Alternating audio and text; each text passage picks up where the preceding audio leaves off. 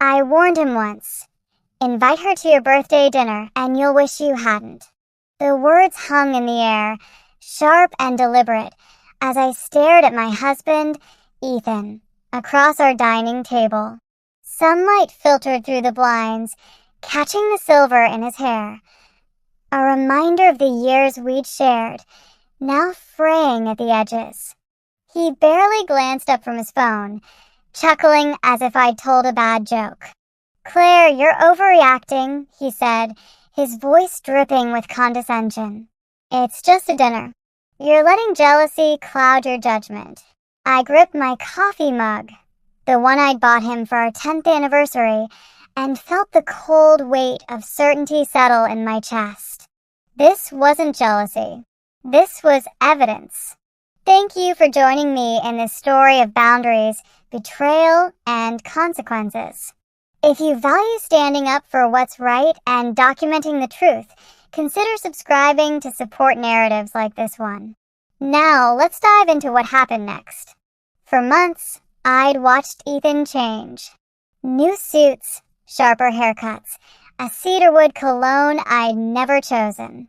He'd always been a creature of habit, same barber, same faded jeans, but now he was polished, purposeful, orbiting someone else's gravity.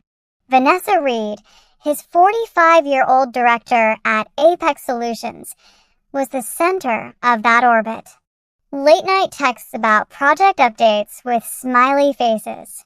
Dinners he claimed were client meetings. Hotel charges on our joint card he dismissed as work travel. I'm a legal analyst. I don't trust words. I trust patterns. So I started collecting them. Screenshots of messages. Receipts from restaurants we'd never visited together. Timestamps of calls at 1 a.m. I built a case, piece by piece, in a locked folder on my laptop. Ethan didn't know.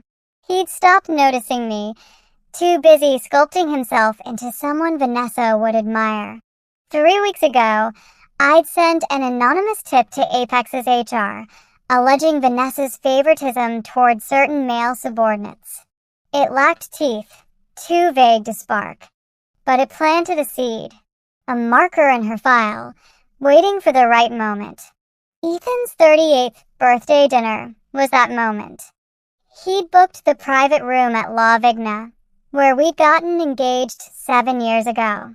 A sentimental choice turned corporate spectacle, with Vanessa as his special guest. I'd warned him that morning, voice steady, "Make her the focus, and we're through." He rolled his eyes, called me insecure, and went back to his seating chart, her name starred at his side.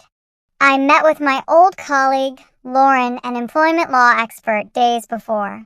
Over bitter espresso in a nondescript cafe, she laid out the stakes. Solid evidence, texts, receipts, witnesses, could force a company to act fast to avoid scandal.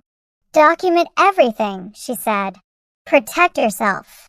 I already had. My folder held 142 items, each dated, categorized, undeniable. The night of the dinner, I wore the gray dress Ethan suggested. Modest, forgettable.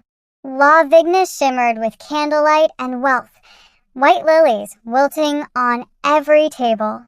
My name card sat me between Ethan's cousin, Derek, and a coworker named Paul. Vanessa's card, elegant script with a flourish, claimed the seat beside Ethan. I photographed it, added it to my folder. Spouse displaced, director prioritized. Guests arrived, colleagues, gym buddies, Derek with his usual smirk. Ethan played host, all charm and ambition, while I smiled and faded into the background. Vanessa swept in at 7:28, her emerald dress commanding the room. No plus one, just her, radiating authority. Ethan abandoned his conversation to greet her, his hand grazing her back as he introduced her like a trophy.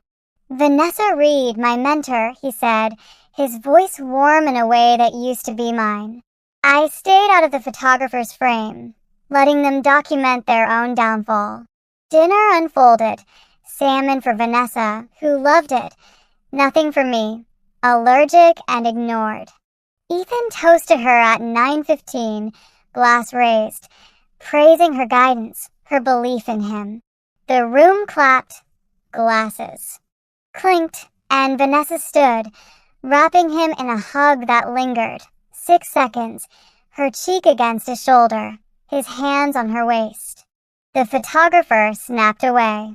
I opened my phone under the table, finalizing 3 emails to Apex's legal team, ethics board, and CEO's assistant.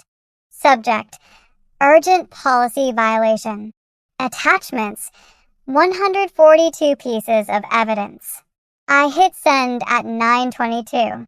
10 minutes later, Vanessa's phone lit up. Her face crumpled as she answered, voice rising as she stepped into the hall. This can't be happening, I heard before she vanished. Ethan watched, confused, checking his phone for answers that wouldn't come. Guests whispered, sensing the shift. Vanessa returned, pale, grabbing her purse. Emergency, she muttered, fleeing without goodbyes. Ethan stayed, lost, as the party unraveled. By 10, most guests had slipped away, leaving wilting lilies and half-eaten desserts. The next morning, my phone rang. Vanessa's lawyer, voice slick with threats, demanded I retract my false claims. I listed my evidence, texts, receipts, photos, calmly, then hung up. By noon, I'd separated our finances, the house already mine from a family trust. Ethan came home at 3, eyes hollow. They put me on leave, he said. Vanessa's fired. What did you do? I handed him divorce papers and the hug photo. I kept my promise, I said. He left with his boxes, no fight left. Apex's press release hit Monday. Vanessa terminated for ethics violations. A blog post went viral. Photos of their hugs splashed across LinkedIn. Ethan's name became a cautionary tale. Vanessa's husband called, his divorce filed, kids caught in the fallout. 6 months later, I'm in a new apartment, promoted, dating someone who listens. Ethan's in a new city, starting over. People ask what I did to make Vanessa unravel. I didn't. I just documented the truth and let consequences do the rest. What was your favorite moment in Claire's calculated stand? Share below and subscribe for more stories of justice and courage.